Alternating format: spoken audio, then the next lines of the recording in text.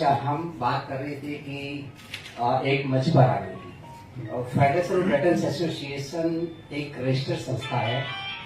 Last लगभग 1.5 साल पहले एक ग्रामीण महासंघ का एक टेम्परेरी पटल बना गया था कि सभी संस्थाएं एक पटल पर आए। अपने जो साथियों नमस्कार।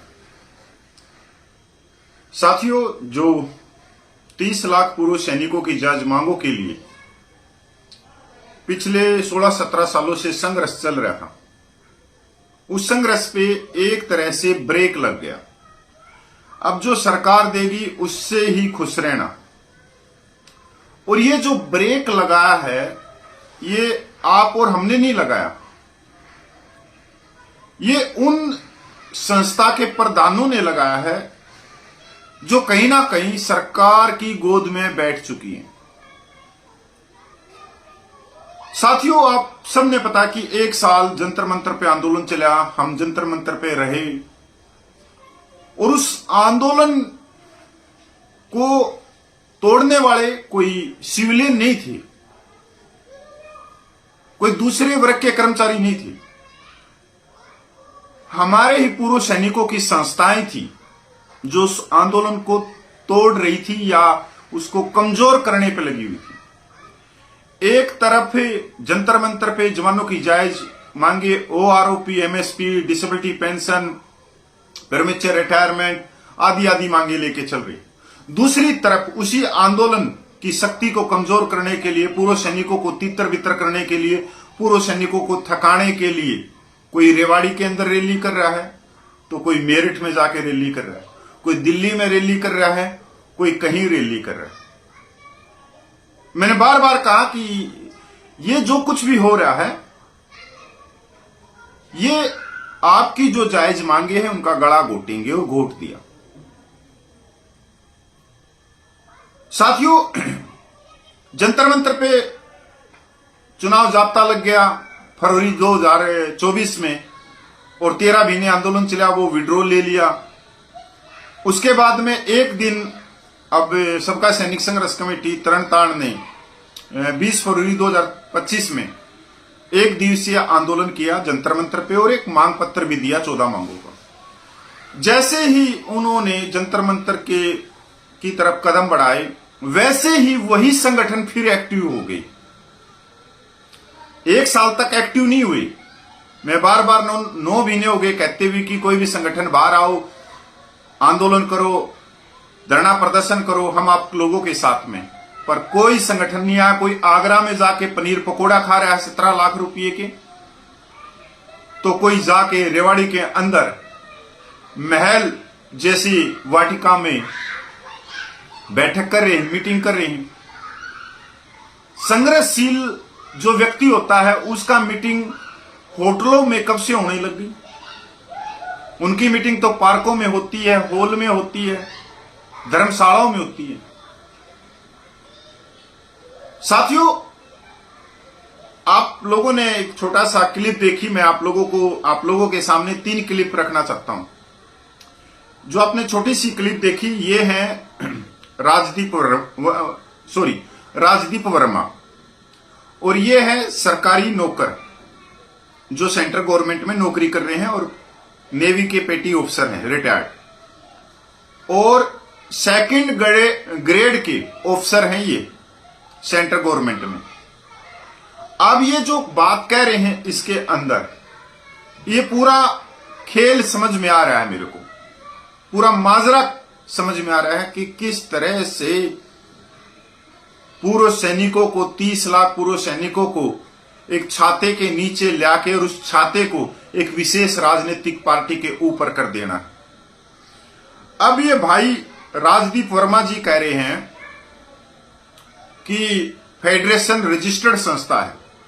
कोई बात नहीं, 800 संस्थाएं रजिस्टर्ड हैं पूरे देश में, तो उन्होंने बताओ कौन सा आसमान में तीर मार दिया।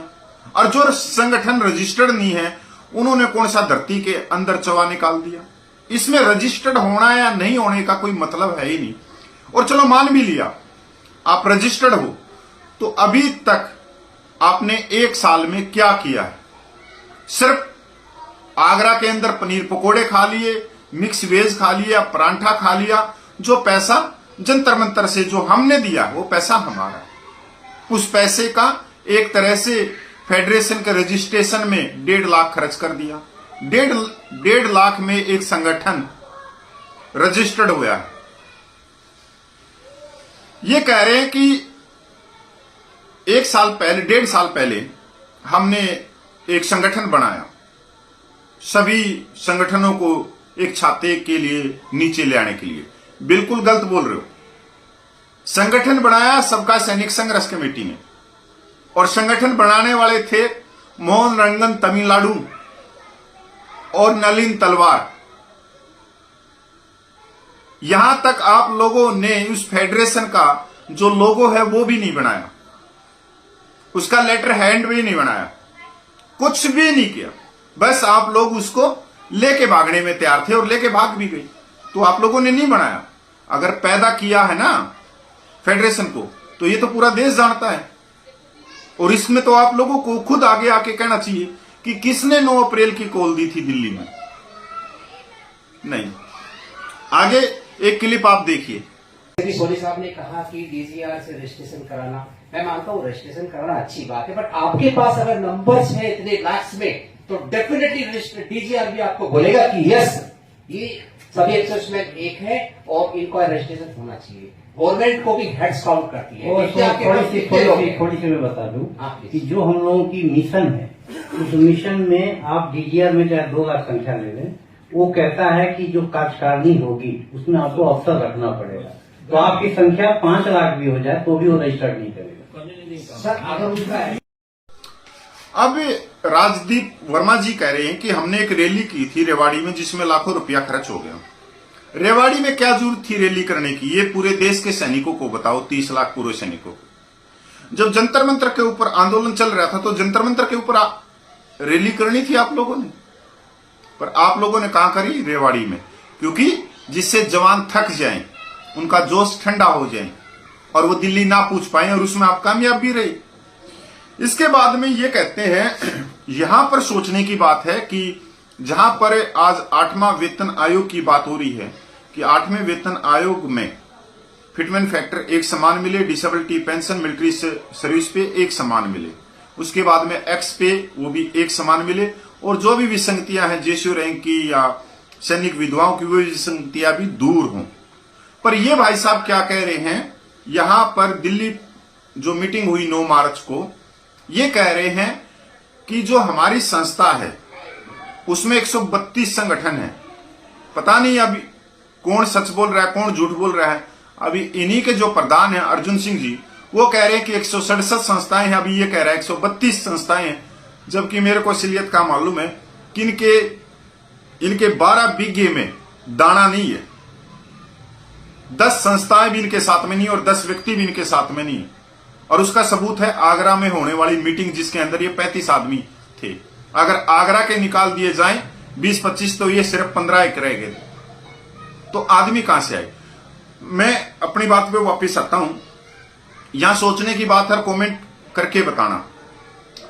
इन्होंने कहा कि 1 लाख की संख्या बल हो जाएगी और सभी संस्थाएं फेडरेशन में आ जाओ, जहां पर दूसरी संस्थाएं भी बैठी थी। मतलब जो भी आपके पास में आपका झंडा, आपका नाम, आप सब कुछ फेडरेशन के हवाले कर दो और फेडरेशन को अपना भगवान मान लो, 1 मैन आर्मी मान लो, और हम इसको डीजीआर में रजिस्टर्ड करवाएंगे। उसी समय इसका जवाब दिया वॉइस ऑफ एक्स सर्विसमैन के हवलदार वीर बहादुर ने। मैं उनकी तारीफ करता हूं वीर बहादुर की इसके ऊपर, कि क्या हम इतने बेवकूफ हैं जो 16-17 सालों से संघर्ष कर रहे हैं, सबका कमेटी कर रहे हैं, वॉइस ऑफ एक्स सर्विसमैन कर रही है, तो आज तक क्या हमारे दिमाग में ये बात नहीं आई कि हम डीजीआर के अंदर रजिस्टर्ड करवा लें? या इतने समझदार तुम ही होगे कि 1 साल तो तुम्हारा संगठन को बने हुए भी नहीं हो गया और तुम इसको डीजीआर में रजिस्टर्ड करवाने के लिए चल रहे हो? तो वीर बहादुर जी ने कहा कि देखो, जो डीजीआर की कार्य प्रणाली है और जो उसकी शर्तें हैं, उसके अनुसार 1 लाख की जो संख्या बल है, जो डीजीआर कहता है, उसके बाद में हम रजिस्टर्ड करेंगे, उस 1 लाख की सदस्य में ऑफिसर भी होना चाहिए तीनों सेनाओं का, जेसीओ रैंक भी होना चाहिए तीनों सेनाओं का, और जवान रैंक भी होना चाहिए तीनों सेनाओं का। तो आप ऑफिसर कहां से लेके आओगे? तो ये वहीं पर राजदीप वर्मा के हाथ पैर फूल जाते हैं। ये घुमा लेता उस बात को कि हम रामलीला ग्राउंड भर देंगे, ये भर देंगे, और डीजीआर को पॉलिसी चेंज करनी पड़ेगी। बिल्कुल नहीं करेगा डीजीआर पॉलिसी, क्योंकि 2018 में ये पॉलिसी बनी है। और दूसरी बात, भाई डीजीआर में रजिस्टर्ड होने के बाद में इसकी क्या गारंटी है कि आपकी मांगे पूरी हो जाएंगी? ये सभी के सभी जो इसके अंदर हैं, फेडरेशन के अंदर। अब राजदीप वर्मा जी से मैं पूछ रहा हूं कि आप सरकारी नौकरी करते हो, आपका कैशियर बैंक के अंदर सरकारी नौकरी करता है, आपका एक पदाधिकारी गौतम है जो राजस्थान से, वो सरकारी नौकरी करता है, कुछ हाईकोर्ट के वकील हैं, एक वकील आपका सरकारी वकील बनने के लिए एएफटी का, उसके लिए अपने हाथ पैर मार रहा है। तो आपके अंदर है कौन आदमी जो जंतर मंतर पे बैठ जाएगा या आंदोलन कर लेगा? तो तुम लेटर ही लिखोगे, पर लेटर से तो कुछ होगा नहीं, और ना ही डीजीआर में रजिस्टर्ड करवाने से होगा, क्योंकि ये कह रहे कि वो पहली संस्था होगी जो डीजीआर के अंदर रजिस्टर्ड होगी। नहीं श्रीमान जी, 5 संस्थाएं पहले रजिस्टर्ड हैं, 5 संस्थाएं पहले रजिस्टर्ड हैं डीजीआर में। तो यहां पर जो इनका दिमाग है ना, जो इनका दिमाग आए हैं, ये उस मीटिंग का हिस्सा बने हैं, उस मीटिंग में ये सिर्फ ये कह रहे थे कि जो भी सबका कमेटी है या वाइस ऑफ एक्स सर्विसमैन है, अपने हथियार डाल दो और सरेंडर हो जाओ और फेडरेशन में आके बैठ जाओ।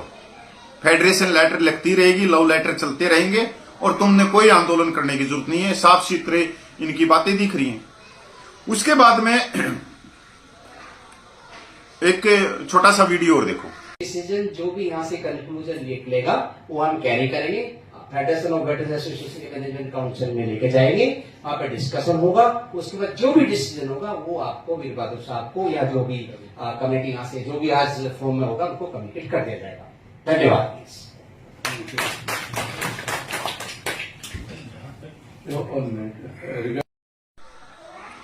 उसके बाद में राजदीप वर्मा जी कह रहे हैं कि हम यहां पे आए, हमने फेडरेशन की तरफ से भागीदारी निभाई यहां पे। अब जो भी आपका निर्णय हुआ है, जो भी आपके यहां पे बातें हुई हैं, हम फेडरेशन की काउंसिल में रखेंगे और वहां पे मीटिंग होगी। अब ये देख लो, ये है बड़े राजदूत, और इनका जो प्रधानमंत्री है वो बैठा है कोई अमेरिका या कनाडा या ऑस्ट्रेलिया में बैठा है। अब इनकी गवर्निंग काउंसिल की मीटिंग होगी, वहां पे ये फैसला लेंगे। राजदीप वर्मा जी, अगर विदेश मंत्री भारत से इंग्लैंड जाता है या अमेरिका जाता है तो उसको पहले सख्तियां दी जाती हैं कि आपने किन किन चीजों पे समझौता करना है, क्या क्या हमारी मांगे हैं।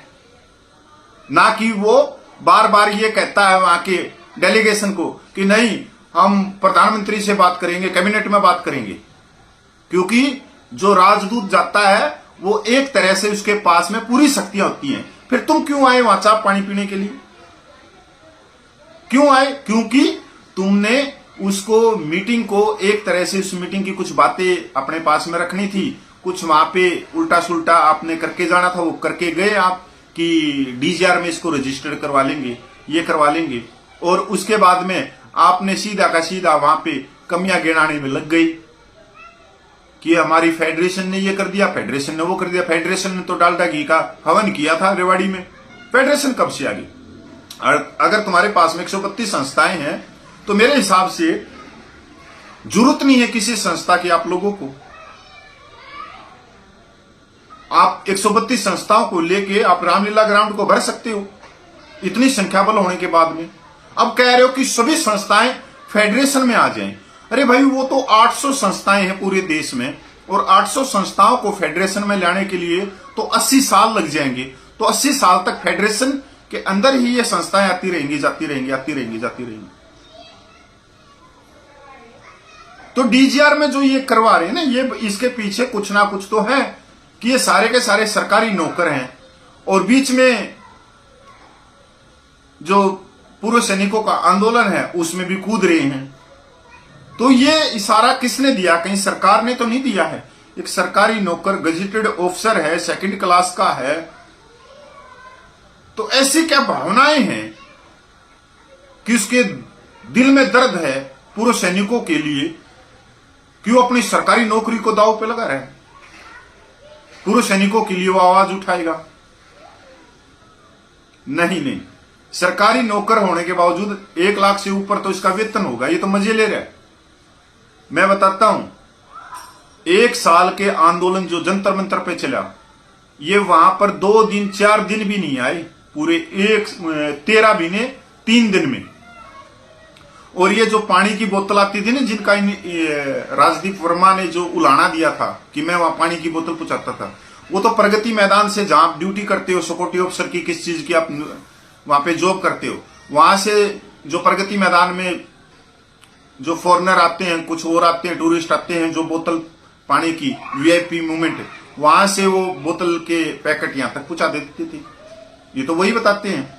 नहीं पहुंचाते थे तो उनका बिल कहां है? बिल कहां है उन बोतलों का? तो एक सरकारी नौकरी करने वाला मीटिंग में जाकर और उस पूरी मीटिंग को मतलब बंदर बाट कर देता है, उनको मुद्दों से भटका भी देता है। और सबसे बड़ी सोचने की बात यह है कि अनपढ़ आदमी जहां बैठे होंगे ना, वहां तालियां ही बजाएंगे। जैसे ही राजदीप वर्मा ने अपना भाषण खत्म कराया कि डीजीआर में हम रजिस्टर्ड करवाएंगे, सभी संस्थाएं हमारे पास में आ जाओ, 1 लाख की संख्या पूरी हो जाएंगी, और माइक जैसे ही रखा वैसे ही तालियां बजाने लग गई। ये होता है असली पहचान। क्यों? किसी को ज्ञान है ही नहीं कि डीजीआर में ऑफिसर जब तक नहीं होगा, उसका पदाधिकारी उस संस्था का, तब तक वो रजिस्टर्ड नहीं होगी। और रजिस्टर्ड होने के बाद में कुछ ऑफिस का किराया मिलना शुरू हो जाएगा, टेलीफोन का किराया मिलना शुरू हो जाएगा, कुछ और स्टेशनरी का रुपया मिलना शुरू हो जाएगा। मतलब इनकी सोच वहीं पे है, ना कि आपकी जायज मांगों के लिए। अब रजिस्टर्ड डीजीआर के अंदर रजिस्टर्ड करवा लेना, 2027 में करवा लेना। पहले तो 8वें पे कमीशन को तो देख लो कि 8वां पे कमीशन आपके सिर पे खड़ा है, तो उसको तो देख लो। तो ये एक तरह से जब भी सबका सैनिक संघर्ष कमेटी उठेगी, उसी समय ये एक्टिव हो जाते हैं। ये जितने भी ग्रुप हैं सभी के सभी ये जब भी एक्टिव हो जाते हैं। तो मेरे हिसाब से ब्रेक लग चुका है पूर्व सैनिकों का आंदोलन को। और भाई 11 साल मेरे को लिए इस आंदोलन में तन मन धन से मैंने जितना भी हो सका मेरे से मैंने बढ़ चढ़कर हिस्सा लिया, बढ़ चढ़कर भागीदारी दिखाई। मैं कभी नेता नहीं बना, ना मैं कभी मंचों पे गया, ना मैं कभी कुछ किया। मैंने तो खाना खिला दिया, झूठे बर्तन उठा लिए। हाँ, मैंने ठोक के जवाब दिए। जो ये थे ना नकली सौदा जो घूम रहा है, इन नकली सौदा जो तालियां बजाने वाले, जिनको ज्ञान नहीं, अगर ज्ञान होता तो तभी उसकी बात को पकड़ लेते। मैं उनको जवाब देता हूं ठोक के कि भाई ज्ञान ले लो मेरे से, मैं फ्री का ज्ञान बांट रहा हूं आप लोगों को, इतना और कोई बांट नहीं सकता। तो नमस्कार, जय हिंद, वंदे मातरम। और भाई कमेंट करना ना भूले यहाँ पे।